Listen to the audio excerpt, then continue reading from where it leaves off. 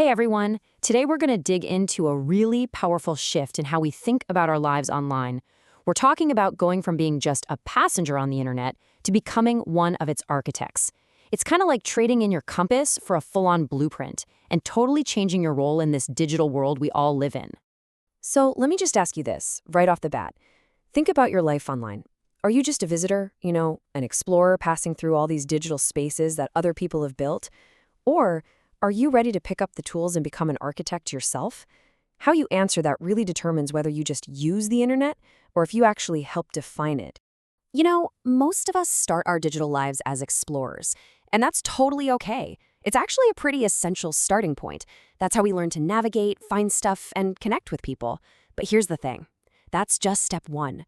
The next stage is so much more powerful, and it's all about moving from just using the digital world to actively influencing it. And this really highlights the two different mindsets. The explorer is basically in a reactive mode, right? They're following paths others have laid out, consuming content, and just responding to it. But the architect? Well, the architect operates proactively. They aren't just following the path, they're actually designing the city grid. They're not just consuming media, they're creating it.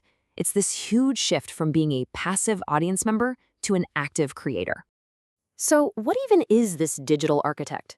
It's way more than just a clever name. It really represents a more responsible, more intentional, and honestly, a much more powerful way of being a citizen online. It's one that's built on taking conscious control of what you do and what you build. And this definition right here gets to the heart of it. An architect doesn't just let their online identity happen by accident. They build it with intention, kind of like a portfolio. They don't just hang out in communities, they start meaningful conversations or organize things. They're not just scrolling through endless feeds, they're creating the art, writing the analysis, or building the very tools that end up in those feeds. This quote, it's really an invitation. The second you start to think of yourself as a digital architect, your whole perspective just flips. The online world stops being this fixed place you visit, and instead it becomes a project you're actively working on. And suddenly you start to see the potential for design and improvement absolutely everywhere. Of course, every architect needs a toolkit. But for a digital architect, that toolkit isn't hammers and nails. It's knowledge. It's a deep, deep understanding of the complex forces that are actually building the world around us, a lot of the time completely behind the scenes. This knowledge is the architect's real toolkit. It means understanding how our own human biases get literally coded into AI systems, which can lead to really unfair outcomes. It's about recognizing filter bubbles, those invisible walls that algorithms build around us that limit what we see. It means mastering cybersecurity, not just to protect yourself, but to build safer communities for everyone. And it's about getting a grip on the psychology of tech design, the sneaky mechanics that make some platforms so addictive. This is the foundation you need to build responsibly.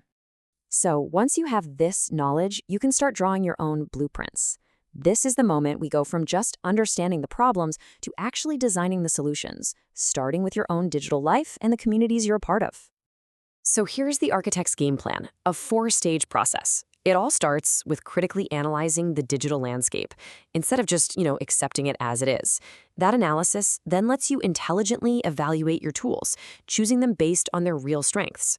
Then, armed with the right tools and a solid understanding, you can consciously construct your online identity. And finally, you use that position to proactively shape the future of your communities. And at the end of the day, this is what it's all about. The whole goal of becoming a digital architect is to make this one crucial leap, to go from being a simple user of technology to becoming someone who understands it, who can critique it, and who has the power to actually influence where it's going. Which brings us to the final and maybe the most important question. Once you have the architect's mindset and toolkit, the whole focus shifts from what can I find online to what will I build online? What's going to be your contribution, your structure? What's your digital legacy going to be? And that is the question I want to leave you with. Seriously, this isn't just some abstract idea. Look at your own digital life, the communities you're in, the way you interact. Where's there room for a better blueprint? Where can you build something more thoughtful, more constructive? How can you, starting right now, be an architect?